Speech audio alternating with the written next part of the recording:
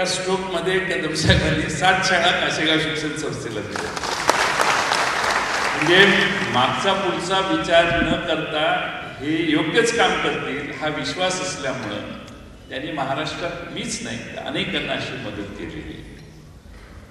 असे काम करण्याच्या ज्या पद्धती त्यांच्या आहेत त्या पद्धतीमध्ये धडकपणा होता आणि जो धडाडीचा काम करण्याची त्यांची पद्धत होती ती अनेक प्रसंगात पुढे आली.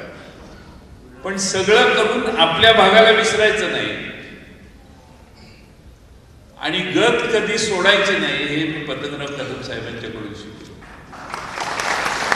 कायमचे म्हणायचे जयंत, मला आता ते खाजगीतले शब्द वापरणे योग्य नाही पण इतक्या जोरात सांगायचे की आम्ही तिघही मंत्रिमंडळात होतो आणि दोघंही माननीय माजी मुख्यमंत्री दोघंही इथे बसलेले आहेत आणि विलासराव देशमुख साहेब या तिघांच्या काळात आम्ही तिघही एकाच मंत्रिमंडळात असायचो. दुष्काळ आला, दुष्काळात पाणी योजनांना चालू करायचं. आता सांगायला हरकत नाही दोन्ही आमचे ज्येष्ठ सहकारी आज नाही आहेत पण मंत्रिमंडळाच्या आधी फोन करून मी असं बोलतो तू असं बोल, तू जयंत अर्थमंत्री आहेस तू लगेच हो म्हण, म्हणजे मुख्यमंत्री काय बोलणार नाही, तू लय वेळ लावू नकोस असं ठरायचं. आणि एकदा असंच झालं आणि मला वेळ झाला मी शेजारच्या मंत्र्यांशी बोलत होतो. ए जयंत कळत नाही काय की लगेच हो हो साहेब साहेब सांगण्याचा मतलब आता की अतिशय मोकळा. एवढ्या मोकळ्या मनाचा माणूस मित्रांनो मिळणं नाही होणं नाही आणि म्हणून कदम साहेबांचं एकदा इकडं दुष्काळ पडलेला सगळीकडं टाकारी टेंबू म्हैसाळची कामं होती बंद पडलेली, बॅकलॉगचा प्रश्न होता त्यामुळे पैसे देणं अवघड होतं. राज्यपाल महोदयांच्याकडं 2, 3, 4 वेळा बऱ्याच वेळेला गेल्यानंतर राज्यपाल दौऱ्याला तयार झाले आणि हेलिकॉप्टरमध्ये बसलो. फजल होते राज्यपाल, फजल समोर साहेब आणि मी. फजलने हेलिकॉप्टरच्या पायलटला सांगितलं रुको रुको रुको चालू मत करू. आम्हाला दोघांकडे बोलले अब नाही जा सकते. म्हटलं क्यों? राजभवनात हेलिकॉप्टरमध्ये बसलेत बरं का, हेलिकॉप्टरमध्ये म्हणतात अब नाही जा सकते. क्यों क्या हुआ सर? असे खिशातनं त्याच्यात पडो म्हटलं. आता त्यांचं नाव सांगत नाही, विरोधी पक्षातले नेते होते. त्यांनी राज्यपालांना पत्र लिहिलेलं की हे जयंत पाटील पतंगराव कदम साहेब तुम्हाला घेऊन चाललेले आहेत, हे दुष्काळ बघायला नाही तर त्यांच्या योजनांसाठी पैसे मिळवण्यासाठी तुम्हाला घेऊन चाललेले आहेत, त्यामुळे तुम्ही या दौऱ्यावर जाऊ नये असं पत्र होतं. हिंदी सत्य साहेब मला म्हणले हे बघ केलाच घोटाळा. थांबा म्हणतं साहेब जरा गोड बोलू. तो सर अभी हेलीकॉप्टर में बैठे हैं, अब थोड़ा ही एक 15-20 मिनट में हम पुणे में उतरेंगे, जेजुरी में जाना है. देखो ये खत है, ये विपक्ष का खत है, मैं नहीं आ सकता. विमानात बसून सर साहेब म्हटले देखो सर जाना ही है अभी, जाना ही पड़ता है, चलो दरवाजा बंद करो. राष्ट्रपतीला काय बोलता झालं नाही. मी आपला सिस्टमॅटिक समजायला सांगितलं ते ऐकत नाही म्हटल्यावर ही जी धडाडी आहे ना हे पुन्हा दुसऱ्यात येणं शक्य नाही.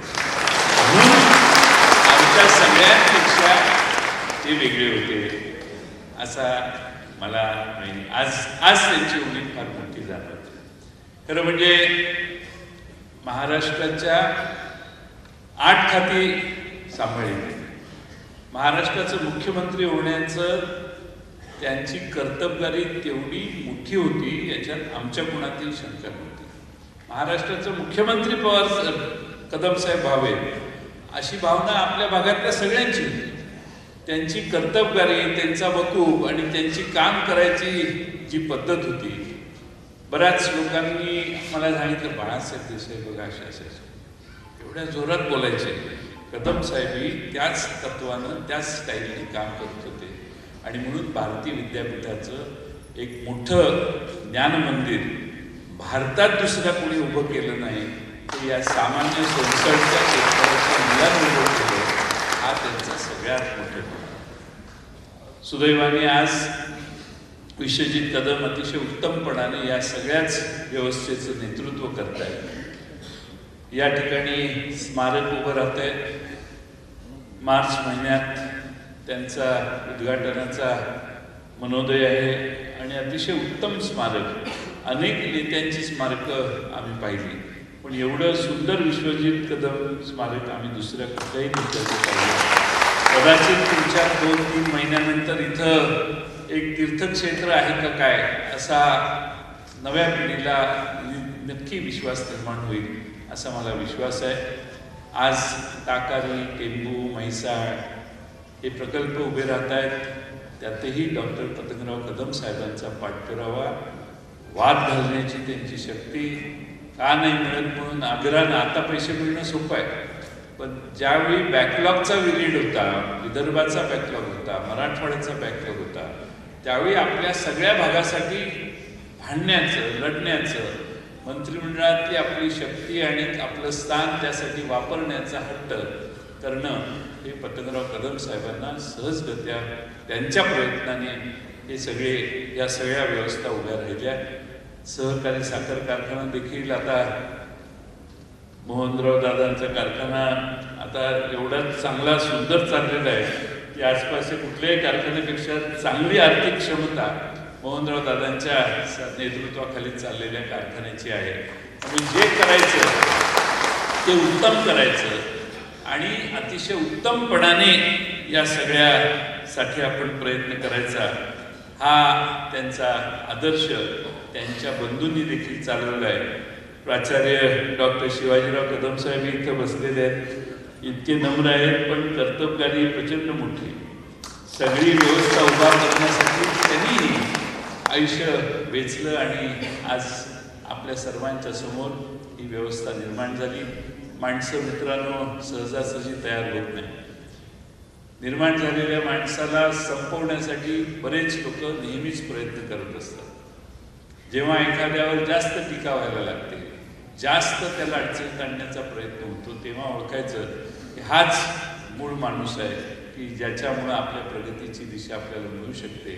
आणि म्हणून या परिसरातल्या सगळ्यांनी विश्वजित कदम यांना तळहाताच्या फोडाप्रमाणे जपलं पाहिजे अशी माझी आपणा सगळ्यांना मुद्दामून विनंती आहे. आपल्या सगळ्यांना एकच विश्वास देतो की आपण एकत्रित असलो तर जगातली कुठलीही ताकद आपल्याला पराभूत करू शकत नाही. त्यामुळं आपण सगळ्यांनी एका विचाराने, एक दिलाने आजच्या देशातल्या परिस्थितीचा सामना करण्यासाठी एकसंघपणाने काम करण्याची गरज आहे. आज मला या ठिकाणी आपण सगळ्यांनी बोलवलं.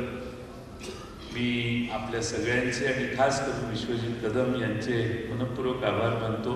बोलण्यासारखे विषय बरेच होते पण वेळ बराच झाला आहे.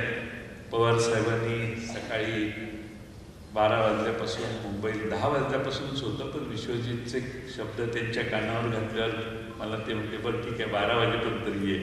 त्यामुळे मी थोडंसा पुढं जाणार आहे. आपण सगळ्यांनी मला इथे बोलवलं याबद्दल आपल्या सगळ्यांचे मनपूर्वक आभार मानतो. आणि आदरणीय शिंदे साहेबां आणि पृथ्वीराज बाबा यांचेही दिलगिरी व्यक्त करतो की आपण असताना आधी जाणं हे प्रोटोकॉलला धरून नाही यायची मला जाणीव आहे, पण तरी देखील आपल्या सगळ्यांची परवानगी घेऊन मी निघतो. धन्यवाद.